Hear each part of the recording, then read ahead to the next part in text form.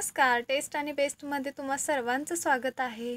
आपल्या सर्वांची जी सकाळ आहे ती चहाने होते, पण तो चहा कॅन्टीनसारखा किंवा हॉटेलसारखा कसा करायचा, काही टिप्स वापरून. चला तर मग आजच्या या रेसिपीला सुरुवात करूया. तर चहा बनवण्यासाठी मी इथं गॅस चालू करून पातेलं ठेवलेलं आहे. 2 कप चहासाठी पाणी ओतलेलं आहे. 2 कप चहा बनवते त्याच्यासाठी 2 कप पाणी घेतलेलं आहे. कारण जेव्हा आपण चहा उकळतो त्यावेळेस पाण्याची क्वांटिटी कमी होते, त्याच्यामुळे 2 कप पाणी घेतलं आहे. 4 ते 5 विलायची घेतलेली आहे. तर अशा प्रकारे विलायचीमधून काढून घ्यायचं आहे. विलायचीचं प्रमाण कमी जास्त करू शकता. सेम पद्धत आहे, पण काही टिप्स वापरूनच आपण हे चहा बनवणार आहोत.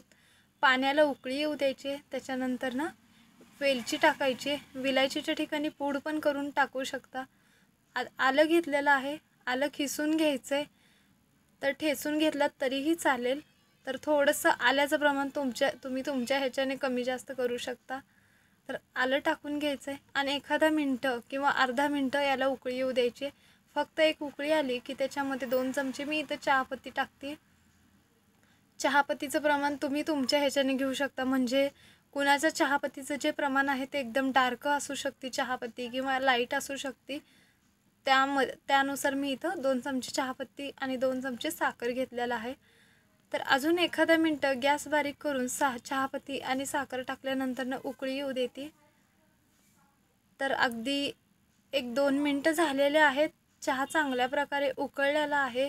तर 2 कप पाणी घेतलेलं होतं, त्याच्यामध्ये आता मी 1 कप दूध टाकत आहे. कारण दुधाचं प्रमाण जे आहे ते चहापत्तीवरती डिपेंड असतं. चहापत्तीचा कलर जो आहे तो एकदम डार्क असेल तर दूध आपल्याला जास्त प्रमाणात घ्यावं लागतं. तर अशा प्रकारे दूध ओतल्यानंतर एखादा मिनटं आपण उकळी आणू देणार आहोत. सेम पद्धत आहे, क्वांटिटी फक्त कमी जास्त करायची आणि टिप्स वापरून स्टेप बाय स्टेप आपण कॅन्टीनसारखा चहा बनवून घेणार आहोत. तर बघू शकता दाटसर असा कॅन्टीनसारखा किंवा हॉटेलसारखा आपला हा चहा बनवून तयार आहे. तर आता आपण याच्यासोबत खाण्यासाठी मी इथं तवा ठेवलेला आहे. तवा चांगला गरम करून घ्यायचा आहे आणि गॅस बारीक केलेला आहे. तर यावरती मी अर्धा चमचा बटर घेतलेला आहे. त्याच्यावरती 3 ब्रेडचे स्लाइड्स ठेवते आणि थोडंसं बटर वरच्या साईडने लावत आहे.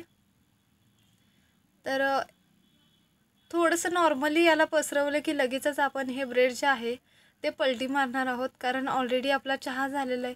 तवाही चांगल्या प्रकारे गरम झालेला आहे. तर तवा गरम असल्यामुळे लगेचच हे लालसर होतात. पण जेवढे तुम्ही ब्रेड लालसर आणि कुरकुरीत भाजसाल तेवढी ब्रेडची टेस्ट खूप छान येते. तर अजून थोडंसं बटर मी वरच्या साईडनेही लावून घेते. तर अशा प्रकारे आपले ब्रेड भाजून तयार आहेत.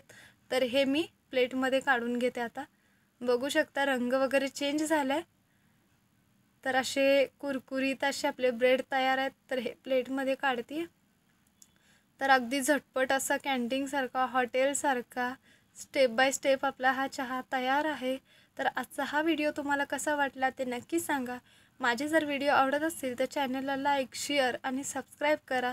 कमेंट्स बॉक्समध्ये नक्की सांगा आजची ही रेसिपी तुम्हाला कशी वाटली. धन्यवाद.